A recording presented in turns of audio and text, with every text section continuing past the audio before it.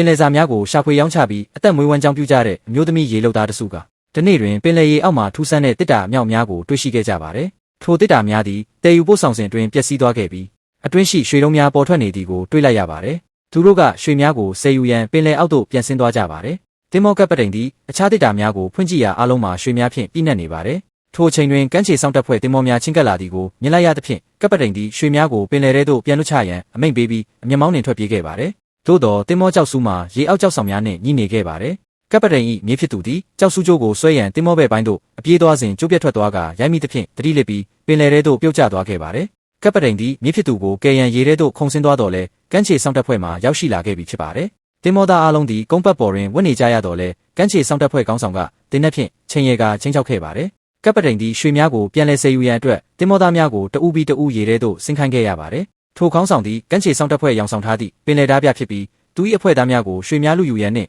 တင်မောသားများကိုတပ်ပစ်ရန်အမိန့်ပေးကရေထဲသို့ဆင်းခိုင်းလိုက်ပါတယ်။အမျိုးသမီးရေလုပ်သားတဦးသည်အနေရနီးကပ်လာသည်ကိုသိသဖြင့်အပေါ်သို့အမြန်တက်ရန်ကြိုးစားတော်လဲဓမြတဦးကသူမအခြေထောက်ကိုဆွဲကရေအောက်သို့ပြန်ဆွဲချခဲ့ပါတယ်။ထိုစဉ်ကပ်ပတိန်ရောက်လာပြီးချူခွန်တစ်ခုဖြင့်ဓမြလက်ကိုလိဖြတ်ကာဓားကိုလူယူနိုင်ခဲ့ပါတယ်။အမျိုးသမီးသည်ဓမြ၏အသက်ရှူကိရိယာကိုဖျက်တောက်ပစ်ကာသူ၏ခြေထောက်များကိုကြိုးဖြင့်ချီနှောင်ခဲ့ပါတယ်။အခြားဖွဲ့ဝင်တဦးကလည်းဓမြကိုကြောက်ဆောင်များကြားသို့မြခေါ်သွားပြီးပိတ်မိစေခဲ့ပါတယ်။အားလုံးသည်ရေပေါ်သို့တလဲစီတက်ကာအသက်ရှူရင်းအချင်းချင်းကူညီကြပါတယ်။ဓာမြများကိုတအူးပြီးတအူးရေအောက်တွင်နှိမ်နှင်းပြီးနောက်ရေပေါ်သို့ပြန်တက်လာကြပါတယ်။ကမ်းခြေစောင့်တပ်ဖွဲ့အယောင်ဆောင်ကောင်းဆောင်ကတင်းနှက်ဖြင့်ပြစ်ခတ်ရန်ပြင်တော်လဲသူ၏သမီးဖြစ်သူကဖခင်ဖြစ်သူ၏ဥပဒေမဲ့လောက်ရက်ကိုမကြည့်ရသဖြင့်ရှေ့သို့တို့ကတွန်းချလိုက်ရာနှစ်ဦးလုံးရေထဲသို့ပြုတ်ကျသွားပါတယ်။ရေမကူးတတ်သောသမီးချစ်သူမှာတတိလစ်သွားသဖြင့်ရေလုံသားများကကဲတင်ကာတင်မောပေါ်သို့တင်ပေးခဲ့ပါတယ်။သူတို့ကယ်ဆယ်ရေးစီစဉ်ကိုတိုင်ပင်နေစဉ်ဓမြကပေါ်တက်လာပြီးအားလုံးကိုရေထဲသို့ခုန်ချခိုင်းပြန်ပါတယ်။သူသည်တစ်တာထဲရှိစိတ်များကိုတဦးတည်းသိမ့်ပိုက်ရန်ကြံစည်နေခြင်းဖြစ်ပါတယ်။တင်မောသားများသည်ရေအောက်တွင်ကြောက်ဆူးကိုကြောက်ဆောင်များကြားခံမြဲစွာချိတ်ပိတ်ထားခဲ့ပြီးရေပေါ်သို့အမြန်ပြန်တက်လာပါတယ်